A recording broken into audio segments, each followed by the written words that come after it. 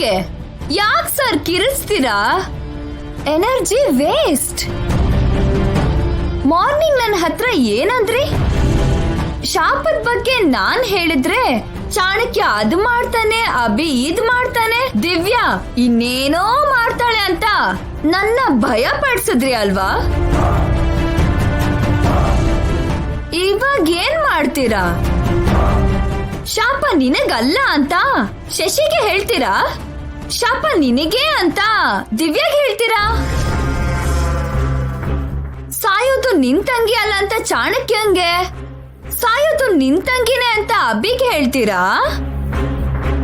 ಹೋಗಿ ಸರ್, ಹೋಗಿ. ಏನ್ ಸರ್ ಹೋಗಲ್ವಾ? ನಿಮ್ ಪೊಲೀಸ್ ಬ್ರೈನ್ ಯೂಸ್ ಮಾಡಿ ಆ ಪ್ರಾಬ್ಲಮ್ ನ ಸಾಲ್ವ್ ಮಾಡಲ್ವಾ?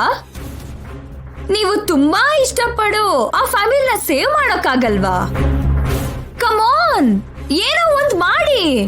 ಸಿಚುವೇಶನ್ ನಿನಗೆ ಫೇವರ್ ಆಗಿದೆ ಅಂತ ಪಾರ್ಟಿ ಮಾಡ್ಕೋ. ನೋ,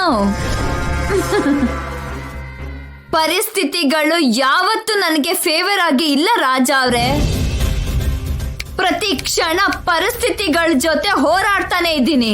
ಸೋಲನ್ನ ಒಪ್ಕೊಳ್ಳಕ್ಕಾಗ್ದೆ ಗೆಲುವಿಗೋಸ್ಕರ ಹೋರಾಟ ಮಾಡ್ತಾ ಸಾಯ್ತಾ ಬದುಕ್ತಾ ಬಂದಿದ್ದೀನಿ. ಇಷ್ಟು ದಿನಕ್ಕೆ ನನಗೆ ಟೈಮ್ ಬಂದಿದೆ. ಈ ಟೈಮ್ ನನಗೆ ಎಷ್ಟು ಸಹಾಯ ಮಾಡಿದೆ ಅಂದ್ರೆ, ನಾನು ಏನು ಮಾಡ್ದೇನೆ ಎಲ್ಲ ನನಗೆ ಫೇವರ್ ಆಗಿ ಬದಲಾಗೋಗಿದೆ.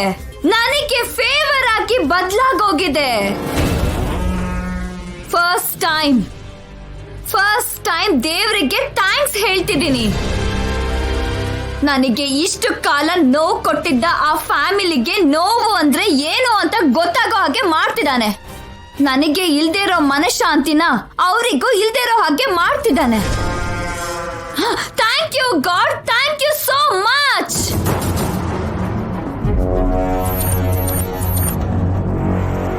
ಆ ದೇವ್ರು ಯಾವತ್ತೂ ಕೆಟ್ಟವ್ರಿಗೆ ಸಹಾಯ ಮಾಡಲ್ಲ ನಿತ್ಯ. ಆ ಚಾನ್ಸ್ ಕೂಡ ಕೊಡಲ್ಲ. ಅವನು ಒಳ್ಳೆ ಮನುಷ್ಯರ ಪರವಾಗಿ ಒಳ್ಳೆ ಕಡೆನೇ ಇರ್ತಾನೆ. ಕೊನೆ ಗೆಲ್ಲೋದು ಒಳ್ಳೆತನನೇ. ಆಫ್ ಕೋರ್ಸ್, ಅದಕ್ಕೆ ಅಲ್ವಾ ನಾನ್ ಗೆದ್ದಿರೋದು. ಅಷ್ಟಕ್ಕೂ ನೀನ್ ಮನುಷ್ಯಳಾದ್ರೆ ತಾನೆ. ಇನ್ನು ನಿನ್ನಲ್ಲಿ ಒಳ್ಳೆತನ ಮಾನವೀಯತೆ ಎಲ್ಲಿದೆ? ಒಳ್ಳೆ ಗುಣ ಮಾನವೀಯತೆ ಇರೋರು ಎಲ್ಲಿದ್ದಾರೆ? ಹೋಗಿ ಸರ್ ಅವ್ರ ಹತ್ರಕ್ಕೆ. ನಿಮ್ ಕೈಯಲ್ಲಾದ್ರೆ ಹೋಗಿ ದಿವ್ಯನ ಅಭಿನ ಕಾಪಾಡಿ.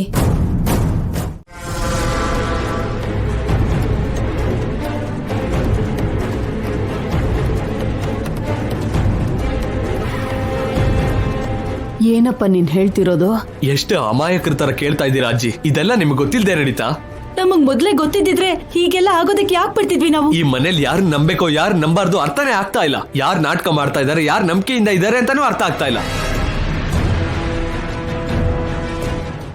ನಿಮ್ ಮೊಮ್ಮಗ ನನ್ನ ತಂಗಿ ಮೇಲಿನ ಪ್ರೀತಿಗೆ ತಾಳಿ ಕಟ್ಲಿಲ್ಲ, ನನ್ ಮೇಲಿನ ಕೋಪಕ್ಕೆ ಕಟ್ದ. ಆ ತರ ಕಟ್ಟೋ ಹಾಗೆ ಮಾಡಿದ್ದು ದಿವ್ಯಾ. ಒಳ್ಳೇದೇ ಮಾಡಿದ್ಲಲ್ವೇನಪ್ಪ? ಯಾವತ್ತಿದ್ರು ಅಭಿ ಶಶಿ ಮದ್ವೆ ನಡಿಬೇಕಿತ್ತಲ್ವಾ? ನಡಿಬೇಕಾಗಿರೋ ರೀತಿಲಿ ನಡೆದಿದ್ರೆ ನಾನು ಕೂಡ ಮದ್ವೆಗೆ ಒಪ್ಕೋತಾ ಇದ್ದೆ.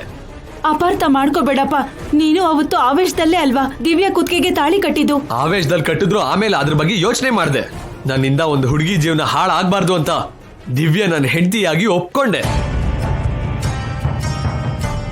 ಆದ್ರೆ ದಿವ್ಯಾ ಏನ್ ಮಾಡಿದ್ಲು? ಆ ಕೋಪನ ಮನ್ಸಲ್ಲಿ ಇಟ್ಕೊಂಡು ದ್ವೇಷ ಸಾಧಿಸಿದ್ಲು. ರಹಸ್ಯವಾಗಿ ಶಶಿ ಕತ್ತಿಗೆ ಅವಳೆ ತಾಳಿ ಕಟ್ಟಿದ್ಲು.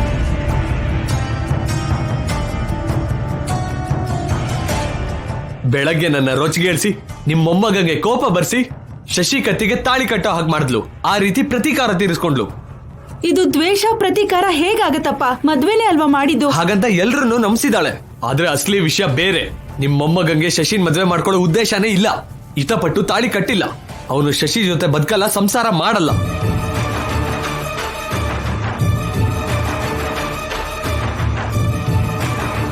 ಮದ್ವೆ ಆಗಿರೋ ನನ್ನ ತಂಗಿ ಮದ್ವೆ ಆಗದಿರೋ ಹುಡುಗಿ ತರ ಉಳ್ಕೋತಾಳೆ. ಬೇರೆ ಯಾರು ಮದ್ವೆ ಮಾಡ್ಕೊಳಲ್ಲ. ಜೀವನ ಪೂರ್ತಿ ಕೊರಗ್ತಾಳೆ. ಅದು ಅವಳ ಪ್ಲಾನ್. ದಿವ್ಯಾ ಅಂತವಳಲ್ಲ ಅಪ್ಪ. ನನ್ ಮೊಮ್ಮಗ ಕೂಡ ಅಂತವನಲ್ಲ. ಸಾಕು ಅಜ್ಜಿ ಅವರೇ, ನಾನಿನ್ ಮೋಸ ಹೋಗಿದ್ ಸಾಕು. ಇದೊಂದು ಮನೆ ಅಂತ, ಇಲ್ಲಿರೋರ್ ಮನುಷ್ಯರು ಅಂತ ನಂಬಿ ಬಂದೆ. ಆದ್ರೆ ನಡೆದಿದ್ದೆ ಬೇರೆ. ಇಲ್ಲಿ ದ್ವೇಷ ಪ್ರತೀಕಾರ ಬಿಟ್ರೆ ಪ್ರೀತಿ ಅಭಿಮಾನ ಇಲ್ಲ. ನೀನ್ ಅಪಾರ್ಥ ಮಾಡ್ಕೋತಿದೀಯಪ್ಪ. ನಿನಗೆ ದಿವ್ಯಾ ಅಭಿ ಬಗ್ಗೆ ಯಾರೋ ಕೆಟ್ಟದಾಗಿ ಹೇಳಿದ್ದಾರೆ.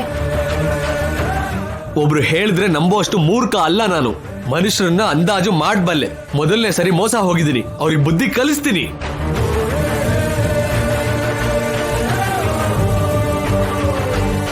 ಇನ್ನು ಒಂದು ಕ್ಷಣ ಕೂಡ ಈ ಮನೇಲಿ ಇರಲ್ಲ. ಇವಾಗ್ಲೇ ಹೊರಡ್ತಾ ಇದ್ದೀವಿ. ಚಾಣಕ್ಯ ಅಂದ್ರೇನು ಅಂತ ಅವ್ರಿಗೆ ತೋರಿಸ್ತೀನಿ. ಶಶಿ, ನಾನು ಹೋಗ್ತಾ ಇದ್ದೀನಿ. ನನ್ನ ತಂಗಿಯಾಗಿ ಬಂದ್ರೆ ನನ್ನ ಜೊತೆ ಬಾ. ಇಲ್ಲ ಕಟ್ಟಿರೋ ತಾಳಿಗೆ ಕಟ್ಟುಬದ್ಧವಾಗಿ ಇರ್ತೀನಿ ಅನ್ಕೊಂಡ್ರೆ ನಿನ್ನಿಷ್ಟ. ತಾಳಿ ಕಟ್ಟೋರು ಇಷ್ಟಪಟ್ಟು ಕಟ್ಟಿದ್ರೆ ಇಲ್ಲೇ ಇರ್ತಿದ್ದೆ ಅಣ್ಣ. ಇಷ್ಟ ಇಲ್ದಿರೋ ಜಾಗದಲ್ಲಿ ಹೇಗಿರ್ಲಿ, ನಾನು ನಿನ್ ಜೊತೆ ಬರ್ತೀನಿ ಅಣ್ಣ.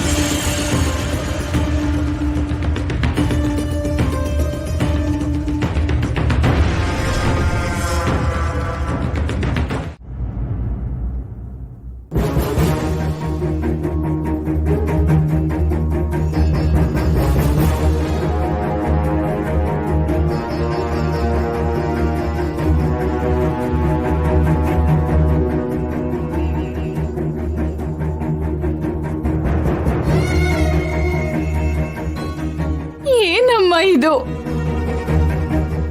ಎಲ್ಲರಿಗೂ ನೀನು ಅಮ್ಮ ಅಂತ, ನಿನ್ನ ಲೋಕಮಾತೆ ಜಗನ್ಮಾತೆ ಅಂತ ಪೂಜಿಸ್ತಾರೆ. ಕಣ್ಣಲ್ಲಿ ಇಟ್ಕೊಂಡು ಕಾಪಾಡ್ತೀಯ ಅಂತ ನಿನಗೆ ಜಾತ್ರೆ ಉತ್ಸವಗಳನ್ನ ಮಾಡ್ತಾರೆ. ಆದ್ರೆ ನೀನೇನ್ ಮಾಡ್ತಿದ್ಯಾ ಅಮ್ಮ? ನಿನ್ ಮಕ್ಕಳ ಮೇಲೆ ನಿನಗೆ ಕೋಪ ಯಾಕೆ? ಯಾರೋ ಮಾಡಿ ತಪ್ಪಿಗೆ ಯಾರನ್ನೋ ಶಿಕ್ಷಿಸ್ತಿದ್ಯಲ್ಲಮ್ಮ. ಒಂದು ಪ್ರಾಣ ಅಲ್ಲ, 2 ಪ್ರಾಣನೂ ಅಲ್ಲ, 5 ಪ್ರಾಣಗಳನ್ನ ಬಲಿ ತಗೊಂಡಿದ್ಯಾ. 5 ತಲೆಮಾರುಗಳಿಗೆ ನೋವು ಕೊಟ್ಟಿದ್ಯಾ. ಇನ್ನೂ ನಿನ್ ಕೋಪ ಕಡಿಮೆ ಆಗಿಲ್ವಾ ತಾಯಿ?